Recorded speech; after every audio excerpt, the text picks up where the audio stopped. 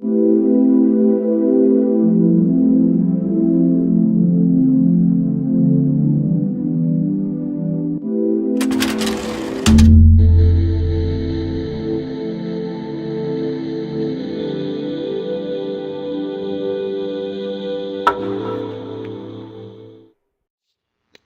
¿qué tal?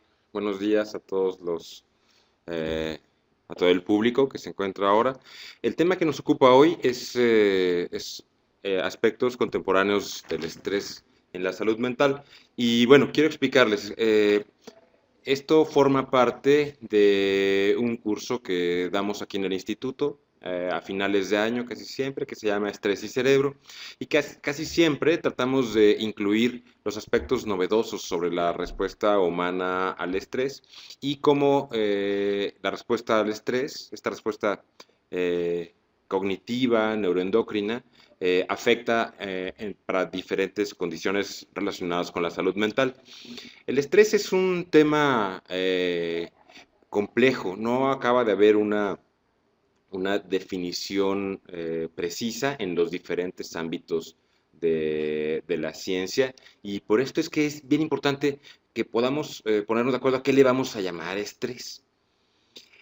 Algo que señalaba uno de los investigadores más, de los iniciales sobre estrés, Hans Selye, es que el estrés es parte de la vida, que continuamente tendremos que estar echando a andar un sistema que nos permite adaptarnos al entorno en el que nos encontramos.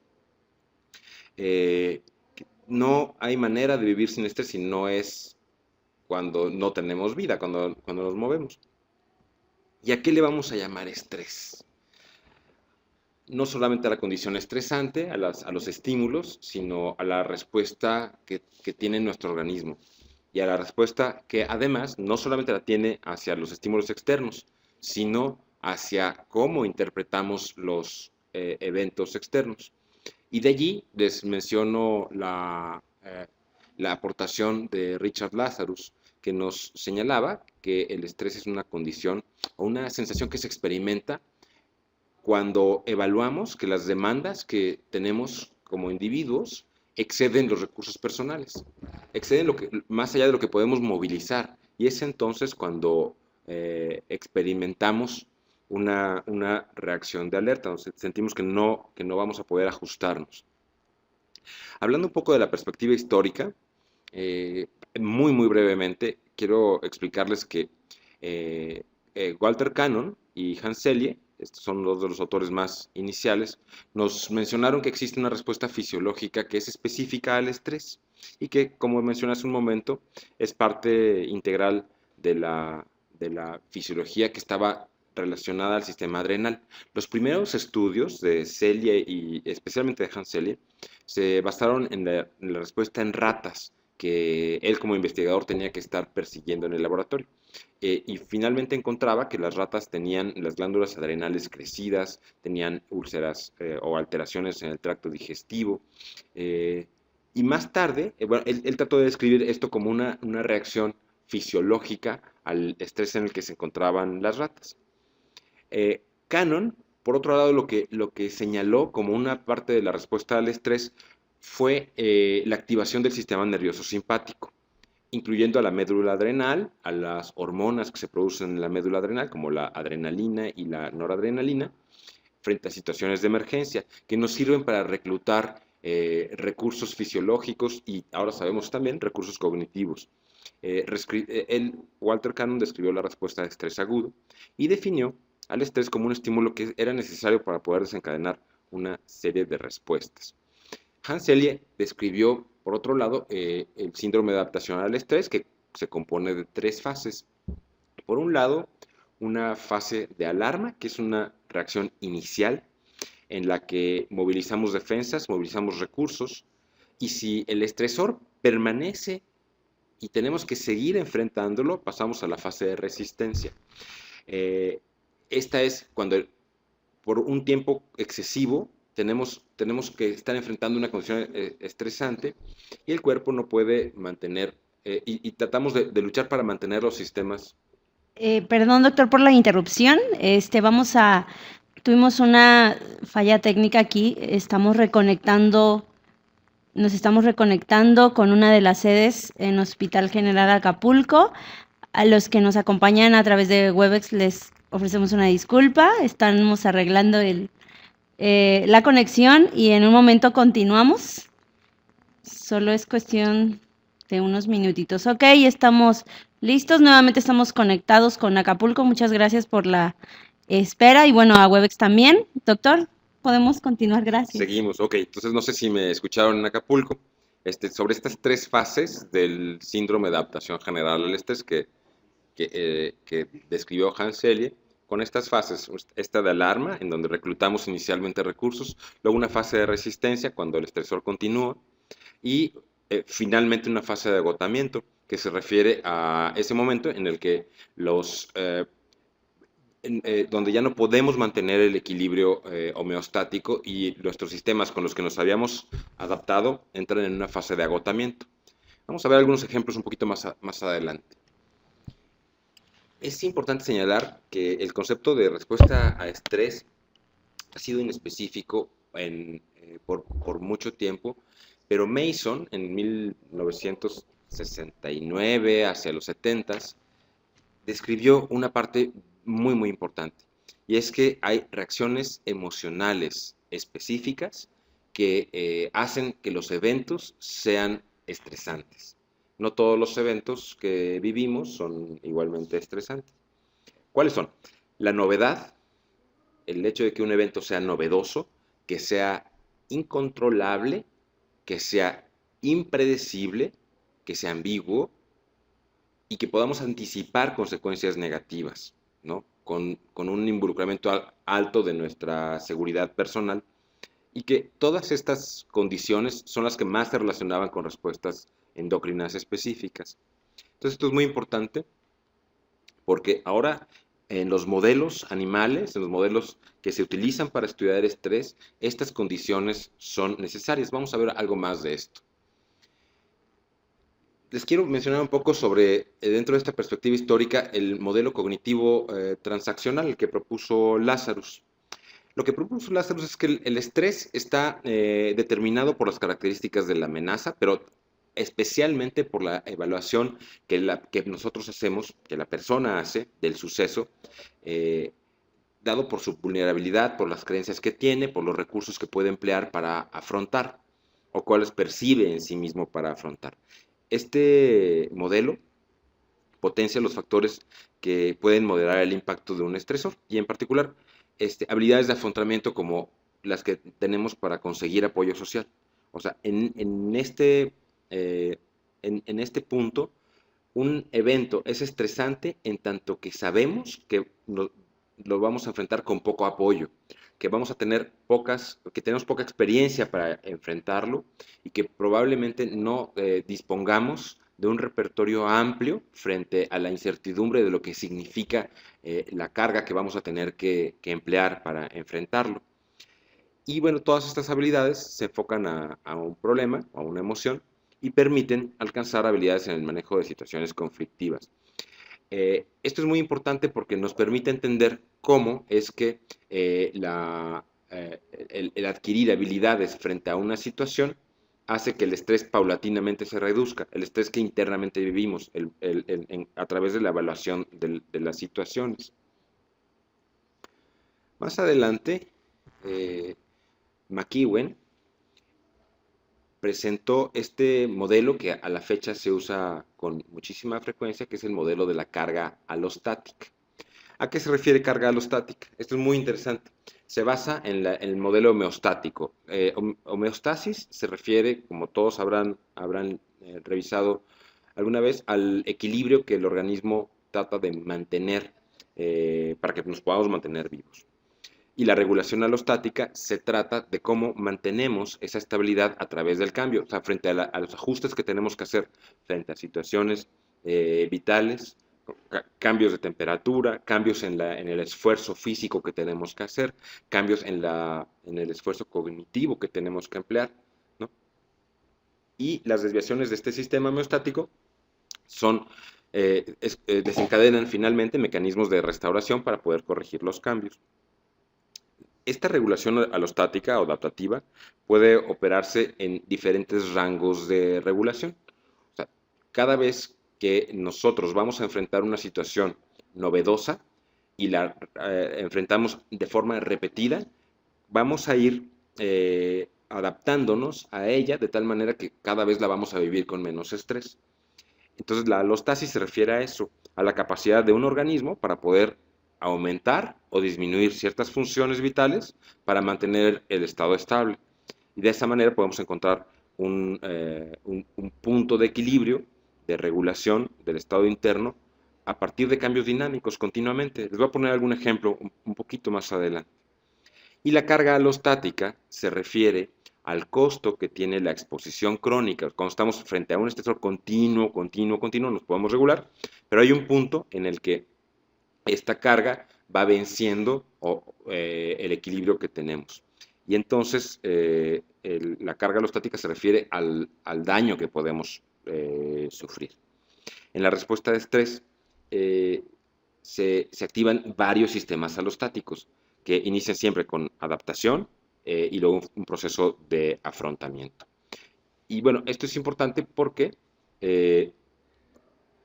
los sistemas alostáticos se refieren a sistemas fisiológicos, a sistemas neuroendocrinos en general y procesos cognitivos.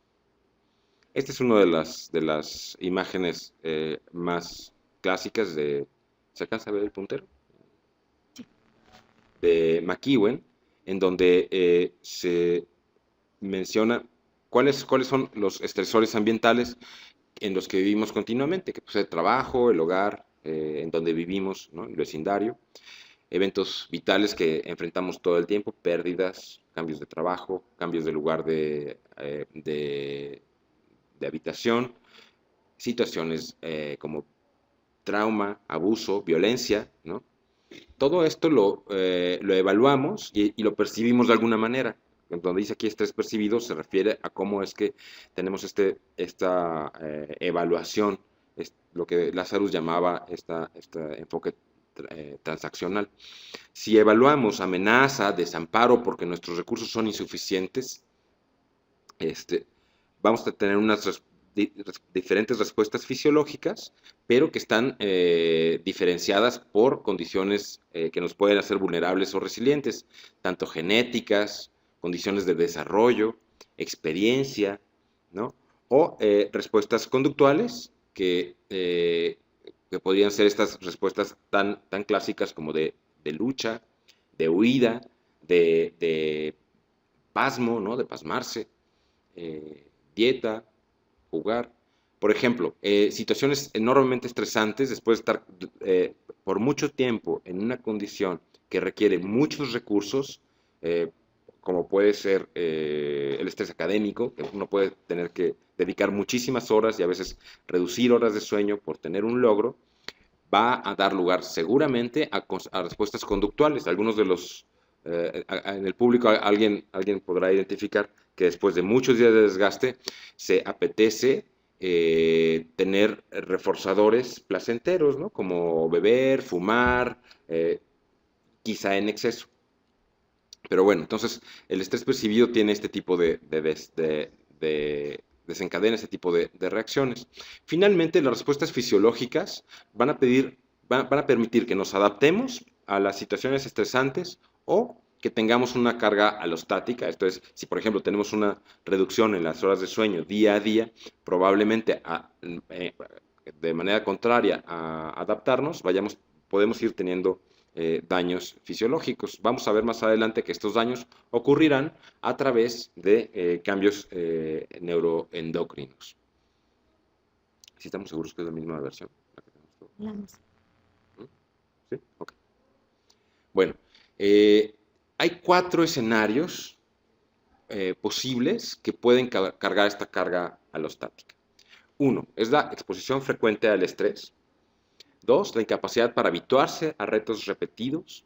3, incapacidad para terminar la respuesta al estrés. Y 4, una respuesta alostática inadecuada, en donde uno de los sistemas puede estar relacionado con un incremento no adaptativo de la activación. Una respuesta inadecuada del sistema alostático puede desencadenar una respuesta inadecuada compensatorio de otro sistema alostático, como puede ser, por ejemplo, la frecuencia cardíaca. Cuando tenemos que prepararnos para una situación de emergencia, probablemente nuestra frecuencia cardíaca se incrementa. Pero si se mantiene incrementada, probablemente eche a andar, o esta respuesta adrenérgica que da lugar a la frecuencia cardíaca incrementada, puede dar lugar a otros cambios fisiológicos que no nos permiten adaptarnos, como una reacción de miedo, como una reacción de inflexibilidad cognitiva, o como cambios en la atención. Esta diapositiva nos permite entender cómo es que la reacción alterada al estrés, lo que llamamos distrés o carga alostática, cómo es que ocurre. Fíjense muy bien. No sé si se vea bien la diapositiva, pero bueno. Se refiere a cómo frente a un estresor tenemos primero un reclutamiento de recursos para poder resolver la situación y después un momento en el que se apagan estos recursos. ¿Qué ocurre frente a exposiciones repetidas al estrés? La adaptación normal sería ir invirtiendo cada vez menos recursos fisiológicos que no son necesarios para afrontar esta situación. Esta es una de las situaciones anormales y que representan carga alostática. Otra puede ser que tengamos frente a un estresor repetido que mantener una activación de todos los sistemas por demasiado tiempo. Y una posibilidad más es que frente a un reto no nos sea posible levantar o reclutar los sistemas que necesitamos para enfrentarlo. Vamos a ver uno de los ejemplos. Un ejemplo que acabamos de ver en los Juegos Olímpicos pasados puede ser una carrera de maratón, por ejemplo. Representa carga alostática, pero los sujetos, todos los participantes de un maratón, han tenido un entrenamiento previo para poder modificar el rango de adaptación. O sea, después de al menos 18 semanas de entrenamiento, que es lo que leí hace unos días, que es indispensable para el entrenamiento, se puede modificar el rango de adaptación. Entonces, los corredores pueden, si lograron tener un entrenamiento suficiente, tanto fisiológico como mental, porque finalmente representa una situación estresante un reto de este tipo, los corredores pueden continuar aún frente a una situación estresante. Podemos ver, es bien interesante, porque si vemos aquí los rostros, estos corredores deben estar más allá del kilómetro 25 o 30, cerca del final de la carrera, y se puede notar el esfuerzo que tienen que hacer. Finalmente, podemos decir que este es el ejemplo de una adaptación alostática, ¿no? O sea, están pudiendo reclutar los recursos necesarios. Pero ¿qué ocurre si la situación que estamos enfrentando rebasa la cantidad de recursos que podemos invertir? Entonces tenemos una sobrecarga alostática, ¿no? Lo que llamamos carga alostática, como le pasó a esta participante, que finalmente no puede sostenerse ni siquiera de pie, ya no solamente correr. Significa que hubo una ruptura en ese equilibrio. Podríamos preguntarnos en qué medida hubo una evaluación equivocada o mal calculada en la manera de afrontar este reto, que no solamente es físico, sino además es cognitivo, ¿no? Espero que quede claro con este tipo de ejemplos. Podemos pensar no solamente en el esfuerzo físico, sino en el esfuerzo cognitivo que representa un estresor. Por ejemplo, como esta misma plática, si alguno de los presentes ha tenido que hacer alguna presentación en público, sin duda es uno de los paradigmas de estrés. Al cabo de muchas presentaciones y de poder conocer cómo uno se regula frente al público, uno puede ir reduciendo la experiencia de estrés, pero es uno de los ejemplos más típicos, ¿no? Bueno, entre los padecimientos psiquiátricos, quiero mencionar a la depresión como uno de los modelos de carga alostática. Por ejemplo, sabemos que frente a la activación de estrés, en donde liberamos un montón de glucocorticoides, se mantiene una saturación de hormona liberadora de corticotropina y al final una hipercortisolemia, acaba produciendo una hipoactividad crónica como una adaptación del sistema de estrés y genera un estado depresivo. Ahora sabemos, vamos a mencionarlo más tarde, cómo es que las diferentes condiciones que llevan a la hipercortisolemia, esto es el estrés sostenido, que hace que estemos liberando cortisol en forma sostenida, modifica el cerebro y a nuestra capacidad de responder al estrés, tanto cognitivamente como en mecanismos de regulación afectiva, incluso cambios en la morfología del cerebro. Entonces, importantísimo. Hasta este momento sabemos que la depresión es uno de los padecimientos psiquiátricos que está más relacionado con la exposición crónica a estrés, además de ciertas condiciones de carga genética y de vulnerabilidad cognitiva como factores adicionales. Entonces, nos queda claro que el modelo de carga alostática se refiere a alteraciones corporales que pueden ser inducidas por respuestas disfuncionales al estrés, con un aumento prolongado, en primer lugar, en los niveles de glucocorticoides. ¿Cuáles son los glucocorticoides? Básicamente la hormona adrenocorticotrófica, la hormona liberadora de corticotrofina y el cortisol, ¿no? ¿Qué producen estos glucocorticoides? Pues básicamente, en forma muy general, pérdida de masa ósea, atrofia en el hipocampo, en un momento más vamos a ver por qué producen atrofia en el hipocampo, y aceleración del envejecimiento. Sabemos en este momento que si el cortisol no aumenta en respuesta a un estresor, la regulación de otros mensajeros de la inflamación, de otras citocinas inflamatorias, que normalmente son contrarreguladas por el cortisol, aumenta. Y entonces esto produce otro tipo de problemas.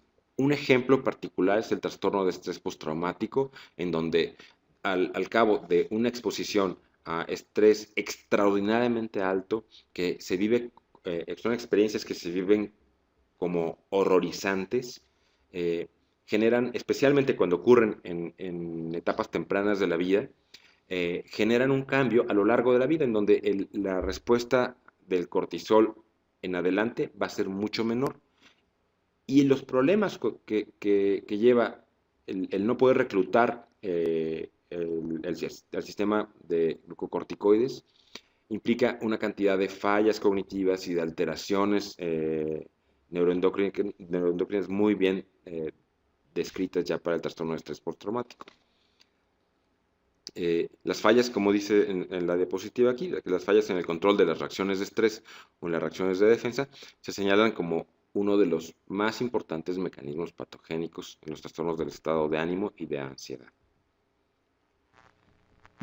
Bueno, por otra parte, la respuesta a estrés, que es importantísimo mencionar que los componentes fisiológicos de la respuesta al estrés, todos se orientan hacia la integración de funciones que son necesarias para la supervivencia. Se aumenta la disponibilidad de energía a través de la mejora del catabolismo proteico, a través de gluconeogénesis, de lipólisis, el suministro de oxígeno se intensifica, se incrementa el intercambio gaseoso en vías respiratorias, la frecuencia cardíaca y la presión sanguínea.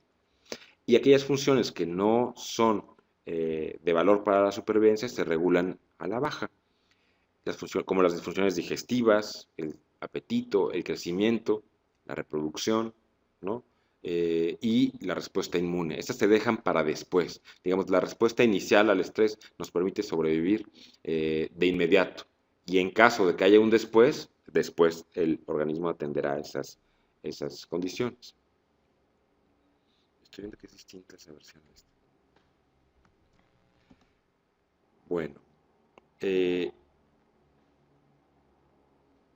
el plano del comportamiento, la respuesta a estrés involucra cambios en el estado de alerta, cambios en la vigilancia, atención focalizada y procesos cognitivos que se aumentan. Y la evaluación de la función con la cual evaluamos el riesgo se estimula enormemente. Parece que esto tiene que ver con activación de glucocorticoides que nos permiten activar regiones cerebrales con las cuales hacemos esta evaluación. Y con esto, esto nos permite recopilar un montón de información sobre los comportamientos que aparecen en situaciones peligrosas, ¿no? Y con eso podemos además optimizar estrategias de comportamiento adaptativo. Podemos decir que una alostasis exitosa es aquella en la que los sistemas que reclutamos, que involucramos, se activan adecuadamente y cuando es necesario los podemos desactivar. En principio estos cambios son adaptativos, nos permiten autoconservarnos y deben ser de corta duración. ¿Por qué de corta duración? Porque requieren muchísimos recursos energéticos, muchísimos recursos metabólicos y cognitivos. Las respuestas pueden ser inadecuadas, excesivas o prolongadas y pueden tener un alto costo para mantener la hemostasis y llevar al desgaste en condiciones de enfermedad. Pensemos, por ejemplo, en la ansiedad. La ansiedad representa una activación de la respuesta a estrés con un consumo altísimo de recursos cognitivos y de recursos metabólicos. ¿Qué ocurre cuando tenemos un día de enorme ansiedad? La sensación de fatiga cognitiva, o sea, no nos podemos concentrar después, nos sentimos cansados, incluso con dolor muscular. Y bueno, esta es como una representación muy clara del desgaste excesivo de estos sistemas. Podríamos pensar que la alostasis exitosa es la que nos permite, aquí está, es la que, sí, ya aparece ahí también, sí, la imagen, sí, ya está, ok. Es la que permite que los sistemas involucrados entonces se puedan desactivar. Primero, estos cambios son adaptativos y decimos que son de corta duración. Y un ejemplo sería justamente que cuando un corredor, en el ejemplo que pusimos hace un momento, en una carrera de maratón, ¿no?, de 42 kilómetros, ha tenido que activar un montón de recursos, tanto cognitivos como fisiológicos, al término de la carrera los apaga para poder sobrevivir, ¿no? No podría durar 2 semanas corriendo de esa manera. Entonces, sin embargo, si hacemos una analogía con lo que ocurre cognitivamente frente a la respuesta a estrés, muchas veces ese sistema no lo apagamos, ¿no? El sistema de estar alertas, de estar anticipando daños, y eso lleva a un consumo de energía muy, muy importante, ¿no? Bueno, hablábamos entonces de algunos mediadores en la respuesta a estrés. Hay mediadores del sistema nervioso conductuales, que están mediados por el sistema nervioso central, el sistema nervioso autónomo, que es esta parte del sistema nervioso que va mediando respuestas neuroendocrinas, y tenemos respuestas inmunitarias. En este esquema lo pongo solamente para recordar cuáles son los elementos neuroendocrinos más involucrados en la respuesta a estrés. Entonces, por la parte endocrina tenemos a la glándula suprarrenal, en donde la corteza adrenal es en donde se sintetiza el cortisol, y en la médula la adrenalina o epinefrina. Tenemos al núcleo paraventricular del hipotálamo, a la eminencia media, que nos permite tener comunicación con la pituitaria, y la regulación de la adrenalina y corticosteroides nos permite una regulación sobre el sistema nervioso autónomo y sobre algunos centros cerebrales que son intermediarios en la respuesta. Y para mencionar dentro del sistema nervioso central cuáles son las estructuras que median la respuesta, tenemos dos grupos de estructuras que son muy importantes. Por un lado, tenemos las regiones corticales que digamos son las que pueden regular la respuesta de estrés, como la corteza prefrontal dorsomedial, con la que hacemos evaluaciones de la realidad, ponemos en perspectiva las situaciones a las que nos vamos a enfrentar, monitoreamos los errores en nuestras estrategias, ¿no? La porción dorsolateral de la corteza prefrontal, que nos permite regular desde la corteza hacia las estructuras más bajas la atención y el pensamiento. Tenemos otras regiones como la corteza prefrontal lateral derecha, que permite inhibición de acciones inapropiadas. Es el origen o uno de los componentes más importantes para las funciones inhibitorias, con los que inhibimos impulsos que debemos bloquear de forma adaptativa, ¿no? La corteza ventromedial, la corteza prefrontal ventromedial, que es una de las estructuras que permite regular a la amígdala, que es una de las estructuras cerebrales subcorticales que activa el sistema tanto atencional como neuroendocrino. Y las estructuras subcorticales, con las que gobiernan durante la respuesta súbita al estrés, son las estructuras que se ven de este lado, que está la amígdala, el hipotálamo, el estriado, y habitualmente los disparos dopaminérgicos y noradrenérgicos que ocurren a partir de una reacción de estrés importante logran apagar eh, el dominio de las estructuras frontales. Con esto lo que quiero explicar es que frente a situaciones de estrés, quien toma el mando es el cerebro más viejo, ¿no? Es el cerebro, el sistema límbico. Y antes del estrés o durante el alertamiento, utilizamos todas las estructuras prefrontales para evaluar la situación.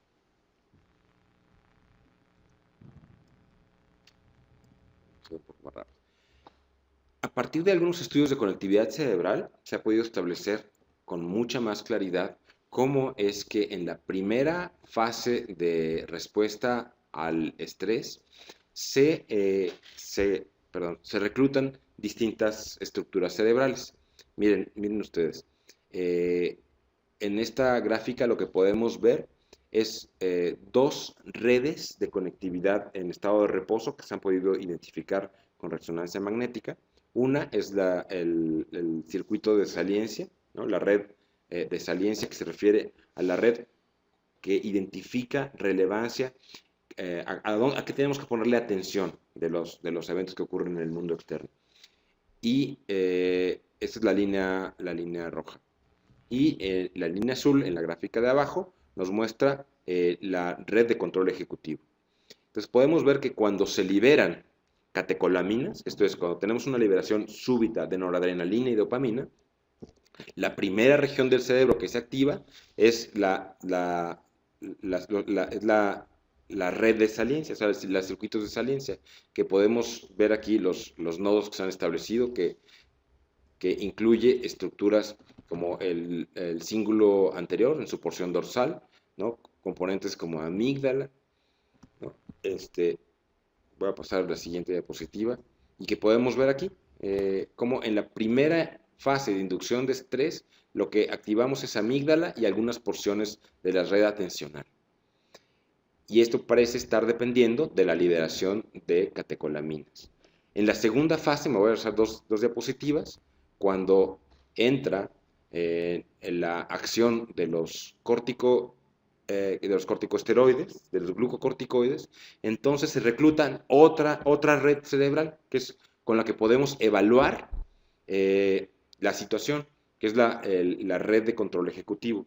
Y esto es muy interesante porque ahora podemos demostrar con esta técnica cómo es que los glucocorticoides nos permiten reclutar una parte del cerebro para una forma de cognición especial.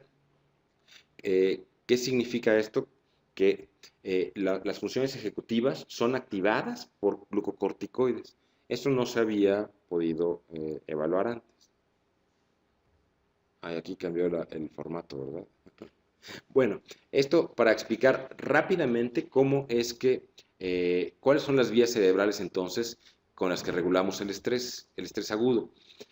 A esto que hablábamos hace un momento, es como tenemos una reacción primero muy visceral, muy gobernada por la amígdala y por la red de saliencia, y más tarde entra un sistema de regulación en donde la corteza prefrontal puede hacer una administración de la activación del resto de las estructuras cerebrales.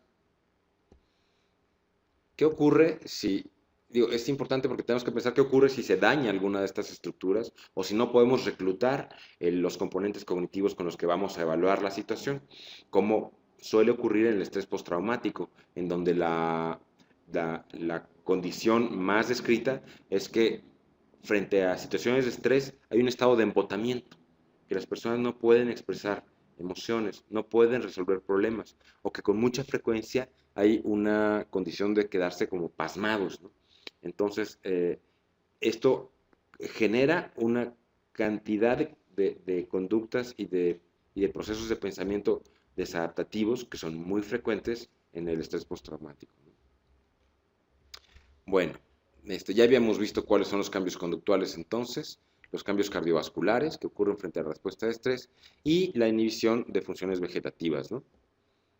Cómo disminuye la alimentación, la reproducción, el crecimiento, la inmunidad y conductas como la alimentaria, sexual, y cambios en el patrón de sueño.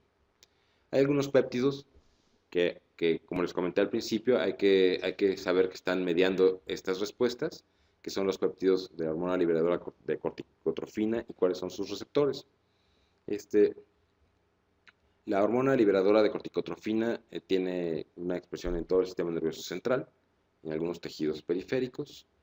Es el regulador primario de la liberación de hormona adrenocorticotrófica y se encuentra involucrado en la regulación tanto de memoria del sistema nervioso autónomo, de aprendizaje, como vimos con estas redes de saliencia, y conductas relacionadas con alimentación y reproducción.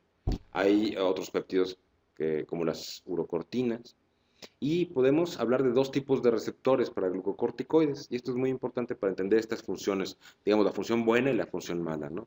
Los receptores CRH1, que tienen más expresión en el cerebro y en la hipófisis anterior, y los CRH2, que tienen más bien expresión en tejidos periféricos. Quizá sea importante explicar que los efectos de la hormona liberadora de corticotrofina tiene, por un lado, en nivel de hipotálamo, una función de activar el eje hipotálamo-hipófisis adrenal, o sea, activar la respuesta de estrés, y fuera del hipotálamo, activa en la amígdala, ¿no? O sea, estimula estas conductas relacionadas con el miedo, y en la corteza prefrontal reduce expectativas de recompensa, inhibe funciones vegetativas también. Y sabemos que si en etapas tempranas de la vida estamos expuestos a estrés que activa de forma persistente a la actividad de la hormona liberadora de corticotrofina cerebral, va a haber una carga alostática a lo largo de la vida. O sea, va a producir una condición de mayor vulnerabilidad hacia la resistencia al estrés. Y hasta este momento sabemos que existen dos tipos de receptores que nos permiten entender cuáles son las funciones que vamos a encontrar en el cerebro a partir de la presencia excesiva de la CRH, y es que los receptores tipo 1 promueven respuestas de ansiedad y los receptores tipo 2 promueven respuestas ansiolíticas. Entonces, bueno, ya hemos podido ver cómo el efecto de los glucocorticoides tiene efectos tanto hipotalámicos, en hipófisis, y también hay un efecto en las células de Leydig. El estrés sostenido reduce la síntesis de testosterona como un resultado directo. Hay otros componentes como la galanina, ¿no? El neuropéptido Y, que participan también en contrarrestar los efectos de los glucocorticoides. Bueno, es importante hablar de la hormona adrenocorticotrófica y del cortisol. La hormona adrenocorticotrófica, la CTH, induce esteroidogénesis, activa los receptores que vimos hace un momento, los dos tipo 2 de la corteza adrenal, y por lo tanto activa la liberación de cortisol. El cortisol, por otro lado, regula procesos metabólicos, cardiovasculares, inmunes y conductuales. ¿Qué produce el cortisol? Aumenta la activación, como vimos, vigilancia, focalización de la atención, y tiene efectos que en adelante vamos a empezar a repetir más, los efectos reguladores sobre el hipocampo, sobre la amígdala y la corteza prefrontal. ¿Qué pasa en el hipocampo? Quizá lo más importante es un efecto sobre la neurogénesis, que vamos a hablar en un momento más. El cortisol no puede existir en niveles elevados en forma continua en el sistema nervioso porque tiene efectos tóxicos. Tiene efectos sobre la hormona del crecimiento, por ejemplo, que esto es importante para entender cómo el estrés afecta el crecimiento en los niños. Fíjense en esta diapositiva en donde se grafica el ritmo circadiano, estas son las horas del día, y se grafica el ritmo circadiano del cortisol. Vean ustedes cómo a lo largo del día, a las primeras horas de la mañana para reclutar, para enfrentar las primeras horas de actividad, se libera mucho cortisol. Y a lo largo del día cada vez tenemos menos cortisol circulante, y cuando vamos a dormir es cuando menos cortisol tenemos, y en ese momento es cuando tenemos liberación de la hormona del crecimiento, ¿no? Con esto podemos entender que si tenemos ausencia de estas horas de sueño, el nivel de cortisol se mantiene más alto y los niveles de hormona de crecimiento se pueden mantener más bajos. Es una forma de interferencia sobre el crecimiento. ¿Cómo se regula el eje hipotálamo hipófisis adrenal? ¿Quiénes lo regulan? ¿Cuáles son las estructuras que nos permiten mantenerlo a la baja? Bueno, por un lado, los centros del tallo cerebral, como el locus coeruleus, ¿no?, que parte con noradrenalina, la lámina terminalis y el hipotálamo, que tiene neuronas GABAérgicas en su porción dorsomedial y en el núcleo preóptico ventrolateral, con diferentes centros. Y luego en el sistema límbico valdría la pena mencionar de forma muy breve cómo hay estructuras como el hipocampo, que tiene proyecciones inhibitorias hacia el eje hipotálamo hipófisis adrenal, particularmente hacia el núcleo paraventricular del hipotálamo, la corteza prefrontal, que permite apagar también con redes mucho más sofisticadas el eje hipotálamo hipófisis adrenal, y la amígdala. Vamos a recordar que estas estructuras son el sustrato anatómico para la formación de memoria y para regular las respuestas emocionales. Bueno, ¿qué tiene que ver esto de qué importancia tienen las neuronas del núcleo paraventricular? Que son las que pueden apagar el sistema. Y a partir del hipocampo. Bueno, podemos regular el eje hipotálamo hipófisis adrenal, entendiendo que está activado por estresores externos, ¿no? A partir del locus coeruleus estimula al sistema nervioso simpático, inhibe al sistema nervioso parasimpático y proyecta el hipocampo, corteza prefrontal y amígdala. Comparte efectos estimulantes con estos mismos sistemas y es un sistema que posibilita la codificación de recuerdos que están cargados de emociones. Si no lo controlamos, si este sistema de regulación no es controlado y se queda activado el eje hipotálamo hipófisis adrenal, es lo que vamos a ver como una expresión de ansiedad crónica, de miedo y de activación de recuerdos desagradables a partir del locus coeruleus, supresión inmune y quizá de la manera más relacionada con esta estructura, enfermedades cardiovasculares. A partir del locus coeruleus es en donde tenemos alteraciones en la frecuencia cardíaca, hay variabilidad en la frecuencia cardíaca, en la presión arterial y activación adrenérgica periférica. Y como mencioné en forma breve también hace un momento, tenemos dos neuropéptidos que tienen efectos contrarreguladores, que son el neuropéptido Y y la galanina. Habrán escuchado mucho acerca de la dopamina y sabemos que frente al estrés persistente, la liberación de dopamina en la corteza prefrontal se activa para poder reclutar sistemas atencionales. Sin embargo, cuando existen niveles altos de dopamina cortical, se reducen los niveles subcorticales, entonces probablemente tengamos síntomas depresivos o de disfunción cognitiva.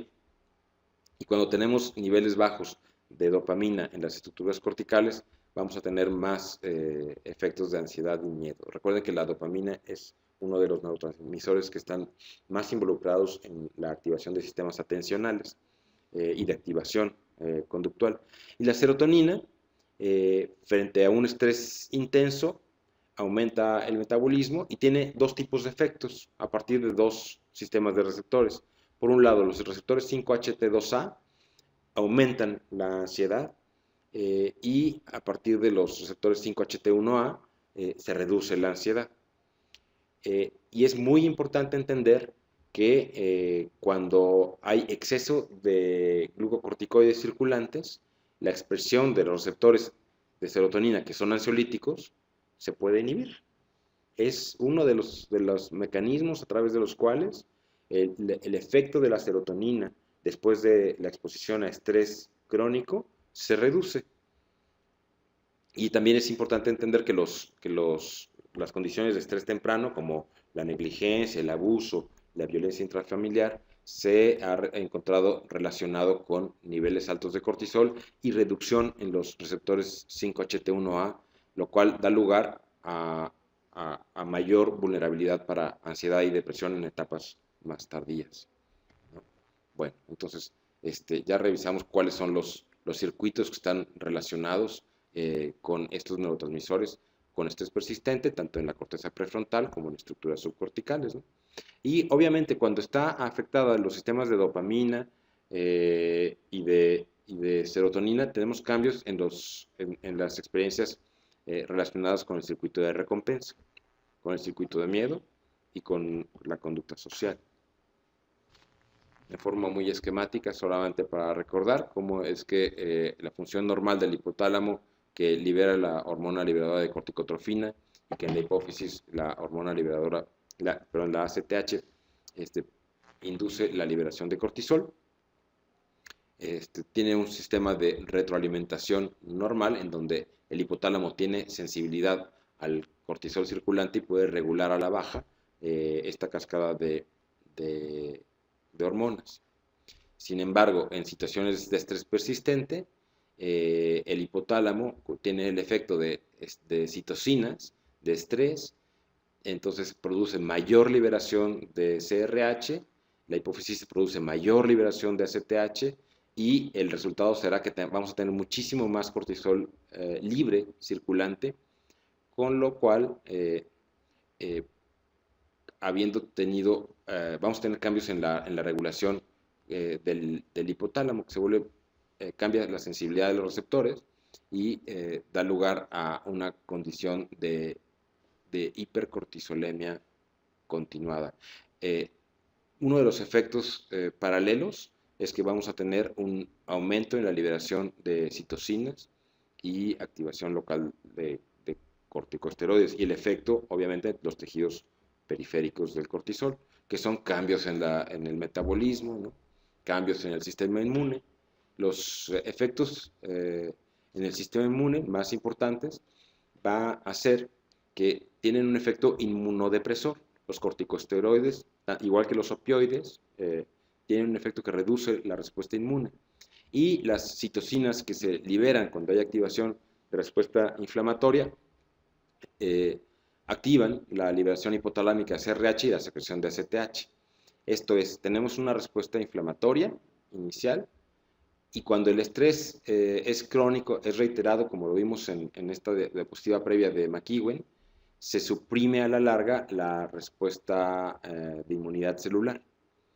Esto es lo que da lugar al incremento en la severidad de enfermedades infecciosas, especialmente las más comunes, ¿no? Las virales, las del tracto digestivo o las dérmicas, y favorece a la reactivación de infecciones latentes como herpes, como tuberculosis, y la incidencia de nuevas infecciones.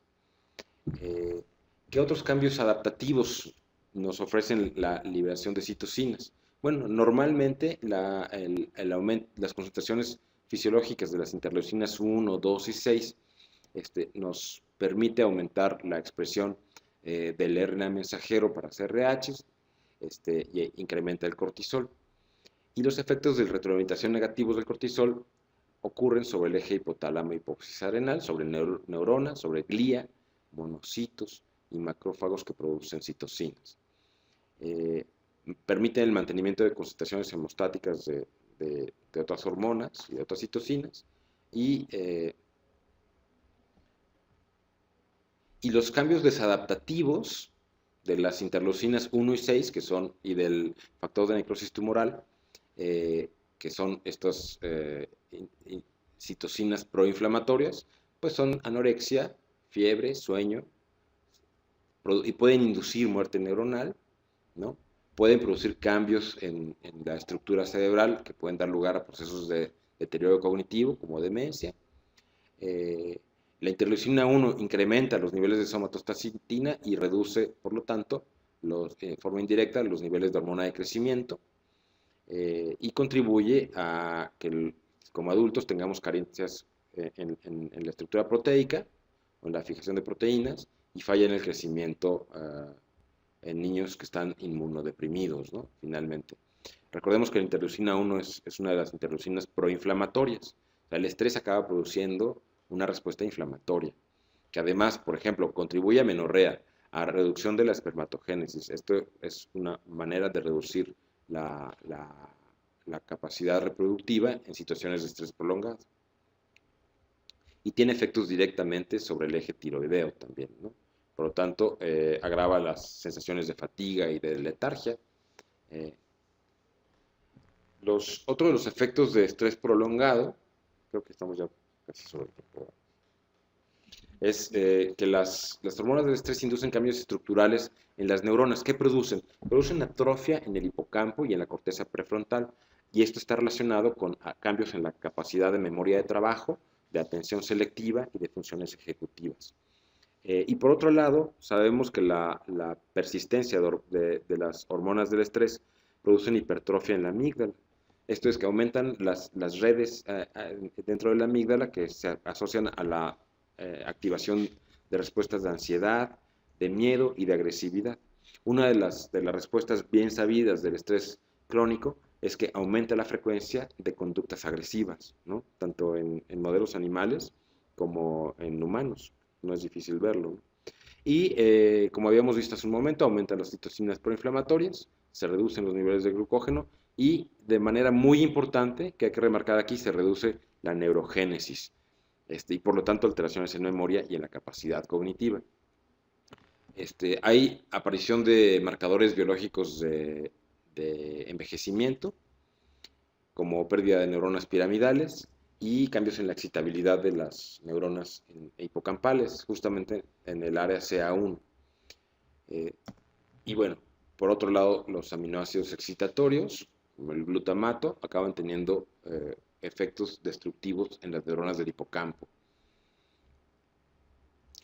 Uno de los cambios más importantes que quiero como remarcar es que a partir de la hipercortisolemia o de la presencia más alta de glucocorticoides, hay cambios en la neurogénesis que habitualmente está favorecida por ejercicio, por neurotrofinas como el BDNF, ¿no? Por estradiol, por antidepresivos, pero algunos estresores pueden suprimir la neurogénesis. Y la remodelación de dendritas y la supresión de neurogénesis en su mayor parte está mediada por los esteroides adrenales, o sea, por glucocorticoides, ¿no? ¿Y qué hay de la neurogénesis? Solamente quiero mencionar que voy a saltar estas diapositivas, solamente para mencionar que en los últimos años, desde el 1997 aproximadamente, se describió cómo es que a partir de células pluripotenciales en el hipocampo, en la zona subventricular del hipocampo, en la zona subgranular, en el giro dentado, en el bulbo olfatorio y en el epitelio olfatorio, se encuentra la posibilidad de que células pluripotenciales produzcan células viables y funcionales en el cerebro, neuronas pues nuevas. Y que a partir de estas células pluripotenciales, en un proceso que requiere de todos estos pasos, como división, salida del ciclo celular, sobrevivencia, extensión de dendritas, de axones, sinaptogénesis, integración neuronal y maduración, tenemos lugar a la producción de nuevas neuronas. Y esta neurogénesis ocurre a lo largo de toda la vida.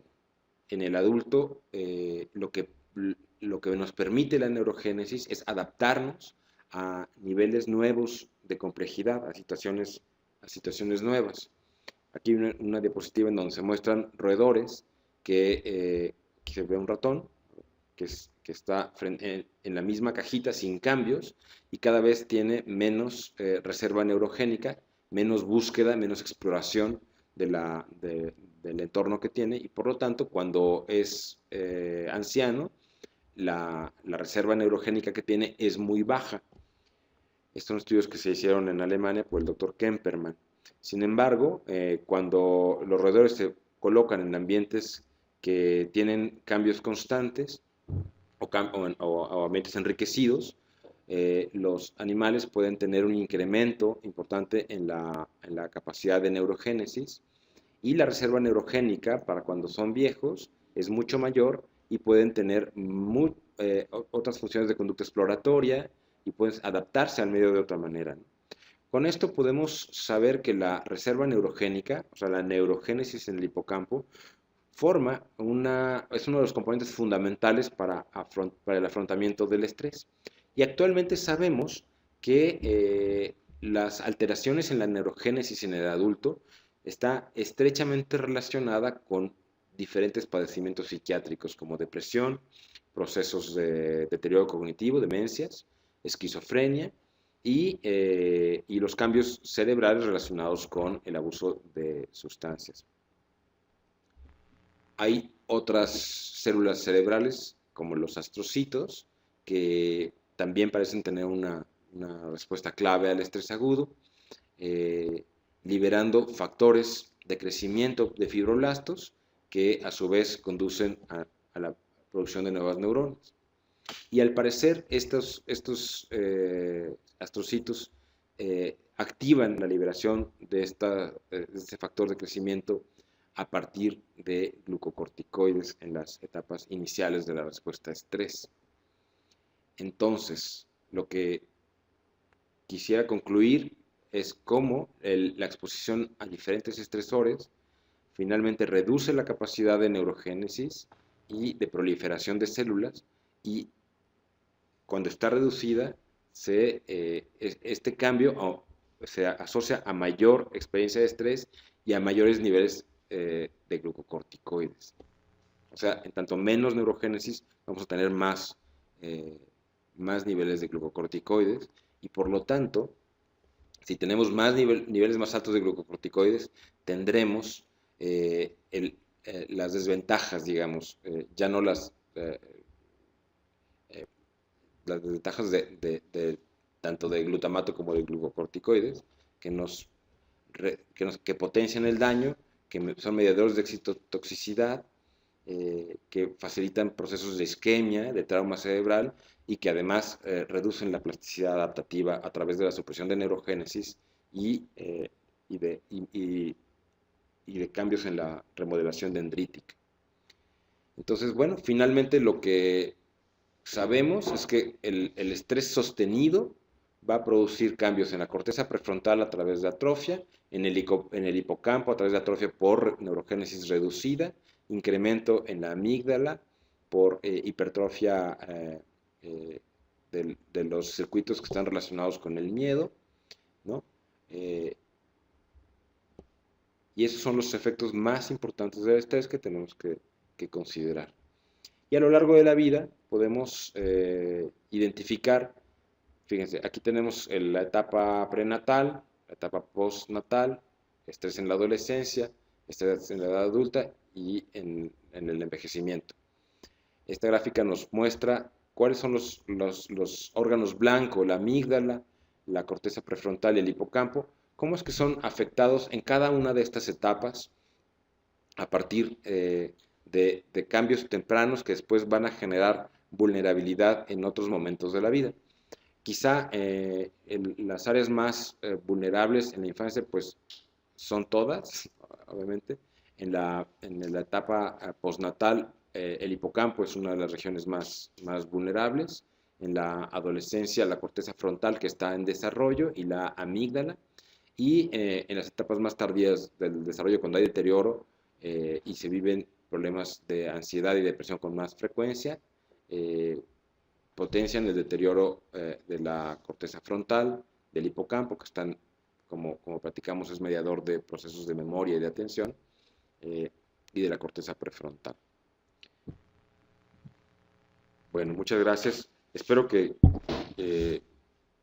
esta información haya podido tocar muchos de los aspectos neurofisiológicos y neuroendocrinos del estrés.